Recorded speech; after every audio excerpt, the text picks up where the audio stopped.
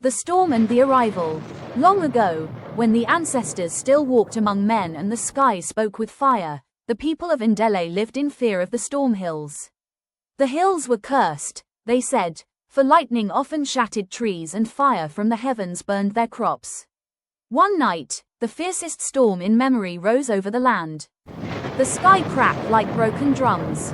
A single bolt of lightning struck the Great Baobab at the hill's crown, splitting it in two. When dawn broke and the villagers climbed the hill to mourn the sacred tree, they found beneath its smoking roots a strange sight. A baby, naked but for a wrap of cloud-white cloth. On his small forehead, a scar, the shape of a crooked bolt of lightning, glowed faintly. The villagers were afraid. "This is the child of the storm," they whispered. "Leave him be, such a child can bring ruin." But Mama Nia, wife of the chief, who had lost her infant to fever, stepped forward. Her heart, heavy with longing, saw not a curse but a gift. "No child born of the sky can be evil," she said. "I will raise him as my own." She named him Chikondi, the storm's blessing. As Chikondi grew, it became clear he was no ordinary child. When he laughed, the clouds seemed to part. When he cried, soft rains fell on the village. He could walk among the cattle during a storm, and no lightning would strike near him. Birds sang sweeter in his presence. The wind carried his name gently across the grasslands. Yet, not all welcomed him. Some feared the scar on his brow. The scar glowed faintly in the dark. When Chikondi became upset, when he saw injustice or cruelty, the scar would flicker, and thunder would grumble low in the distance. Among those who distrusted him was Muso, a warrior of Ndele, strong in arm but proud and bitter. Muso could not bear to see Chikondi praised, nor hear tales of the boy who could calm storms and cool the rain. "It is not the boy's power. It is luck," Muso said. "Let the spirits judge who is favored." He challenged Chikondi before the people, demanding a test of strength.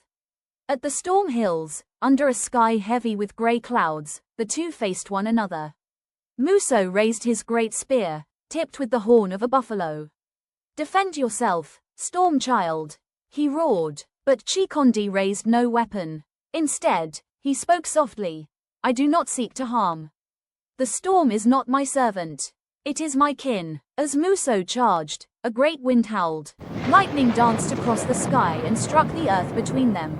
The ground shook, the spear shattered to dust, and Muso fell, weeping before the storm's fury.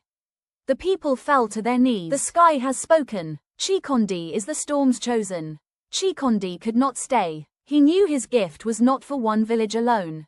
With blessings from Mama Nia, he left Ndele, journeying far and wide. Wherever he went, he taught people how to plant with the rhythm of the rains.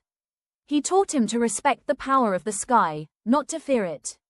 He stopped cruel kings who brought war and ruin, calling storms to protect the weak. He became legend, a figure of hope. They say that even now, when a storm rolls across the plains and lightning touches the hills, Chikondi watches still. Old women tell children, "When you see the lightning flash, remember Chikondi. Do not fear the storm, respect it. Do not envy the gifted, honor them. Do not meet kindness with jealousy, meet it with friendship." Moral lessons of Chikondi's tale. Power is not for pride, but for service. True strength is gentle. Envy destroys, but harmony builds.